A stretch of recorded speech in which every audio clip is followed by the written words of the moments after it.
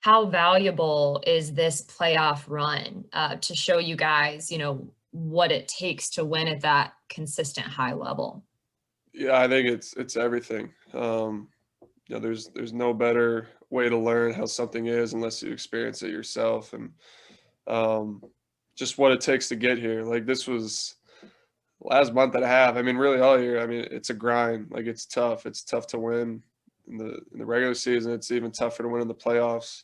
Um, I mean, the level of teams, how the game changes, everything is so much different, and um, going to be invaluable moving forward. Obviously, if we want to make that next step and win two more games in this Eastern Conference Finals and get to a finals, and even that's another step up. So this has been great. It's something we talked about after last night's game. Is like, all right, you guys got a little taste of it, and now you know what it takes, and got to work harder to make the next step. What are your emotions like today? And just kind of how are you processing this season and this run you guys were on? Yeah, I mean, last night it was a little sour, but it's hard not to today to be proud of what we did and the run we went on, and exceeding a lot of expectations, both externally, maybe a little bit internally, um, and just how we're able to come together. Pretty much, obviously you said a young team and a handful of guys kind of thrown into the mix this year. It's tough not to feel good about that today, but you obviously have the what could have been. Um, Looking at this Bucks team was a really good team, a team we thought we could beat. And similar with any team coming out of the West. So we'll watch the finals. At least I will personally thinking about that. But again, that should only make you want to get there that much more. How much do you, speaking of expectations, obviously you guys drastically exceeded, expectations this season. How much do you feel like that sets expectations high for next year? Yeah, I mean it obviously will. It's what you want though. You want to be known as a winning team. Hmm. You want to play with that backing of people thinking you're good enough to compete for championships and expecting you to win, not expecting you to lose in five to your first round series, I guess. So things will be different moving forward. Um, we don't know how to handle it, I guess, but it'll be something that I'm sure we'll embrace. But that's what you want. We want to be a team that's competing every year. Thank you. Allison. Hey, Kevin, I've been asking all the guys this, but what have you learned the most about just yourself this season, just with everything you've gone through from COVID to coaching changes to injuries and everything and to the playoffs? I mean, what have you learned about yourself?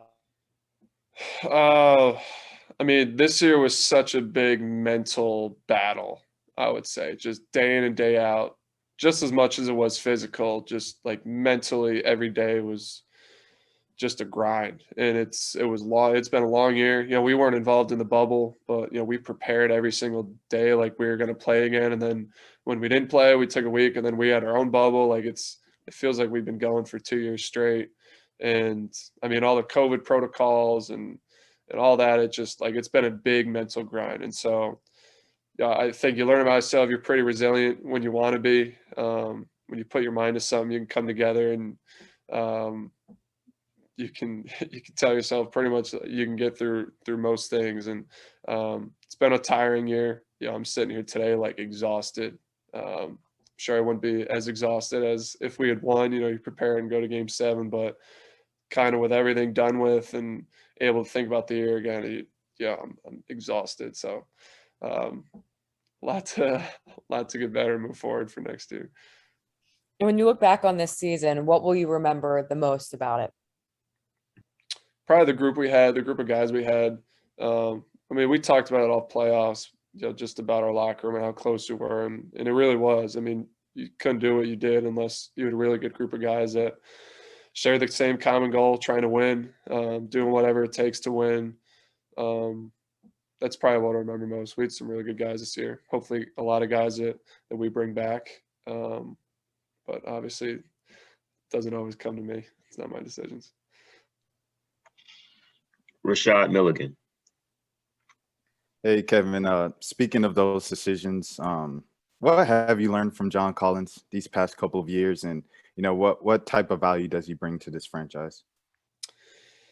First, John he's just a really good guy. The way he's brought up, that military background, being a mama's boy, he wears that on his chest every day. This guy walks in the facility and there's not a person he doesn't say hi to and not a person he doesn't dap up when he's leaving. So first and foremost, I mean, he's just a guy you want around your organization. He's a guy you want as your teammate. On the court, I think you've kind of seen it all. He's proven he can dominate, put up double numbers, and this year he proved he can win. And he sacrificed a lot for us, just like a lot of guys sacrificed. And it's what you got to do if you want to win.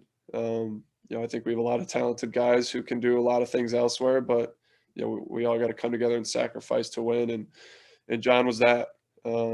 So again, we shall see what happens. John's been one of the best teammates I've ever had, so obviously you'll want him around next year. Chris in Albany, New York. Hey, Kev, when we talked last summer, you had mentioned the one thing you really wanted to do in 2021 was play a full season, stay healthy and play a full year. And you basically did that. Going into year 4, what do you set for yourself as kind of a marker? Be great to play the whole year again. So go that. I think I said at the beginning of this year, the best thing you can be as a teammate, as a player, is available. And a lot of my growth was going to come through game experience, just like it has the first 2 years, and just wanted to be in every game, playing through a lot of different stuff. But right now, honestly, it's tough to think about personal, goals for myself. Right now, it's all I'm thinking about is like next year we want to make a finals. I mean, I feel like that's going to be the thing moving forward. Is we've now set the bar, I guess, of what we can be. And team wise, that's kind of all I'm thinking about right now is how can we take the next step and make that jump and make it to finals, compete for a championship.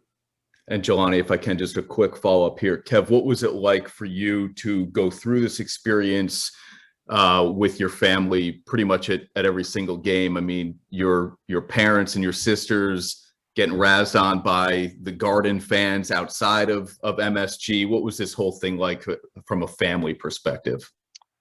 Yeah, I mean, you knew my family. I think for anyone else in here, it wouldn't be any other way. Our family lives and breathes basketball, so they want to be at every game. My dad is here right now. He's missing 4th of July at home just to be here. So that's the way my family rolls. We're basketball. I'll be supporting my sisters, obviously, as they continue and they play in college, and my brother has been there. And it definitely helps out. Our first 2 places were driving distance from our house. So it's a direct flight to Atlanta from Albany, and it's a quick 3-hour drive to Philly and New York. So it's not too bad. Thanks, man. Sarah. Hey, Kevin. From talking to you and the team throughout the season, it just seems like with COVID kind of messing up the schedule and altering everything, that it was just kind of hell on wheels for you guys and everyone in the league. Obviously it's the same for every team. But just how difficult were all those changes to have to adapt to, and how eager are y'all to be able to put that behind you, hopefully, and maybe things kind of get back to normal next season? Yeah, I mean, I hope it's put behind us. All the testing, everything changes. Like our whole schedule, our game day schedule changed drastically. Off days we had to come back at 9 o'clock at night just to test, and it's just a hassle. But it's a hassle on everybody. It's one of those things everybody in the league had to go through. If you wanted to play each game, if you wanted to be healthy, you had to do it, and so you kind of had to put your mind around that. But we hope to put it behind us this year. Like I said, it's been a big mental grind, just every single day. It's been a lot, and but it's the way it had to be if we wanted to have this season. Final question from Zach Hood. Hey, Kevin. Just kind of following up on what Chris asked you first. You said you wanted to stay healthy this year, and you did that. But do you think this type of season that you had, kind of showing everyone what you could do, that could be kind of like that for Cam next year? He's kind of had a similar first 2 years as where people have seen glimpses, but he hasn't been able to, stay on the court. Yeah, obviously. I mean, Cam's one of the most talented guys on our team, and I know Cam is capable of a lot, and he just kind of dealt with some stuff injury wise, and finally I think it was great to get him back in this past series, and he was a huge lift, especially last night, and what he was able to do. So we've been seeing it for 2 years now, what Cam's capable of for sure, and just him being healthy, being on the court, keep developing, keep building. Obviously, he's gonna be a really good player. Thank you. Thank you, Kevin. Yep, thank you guys.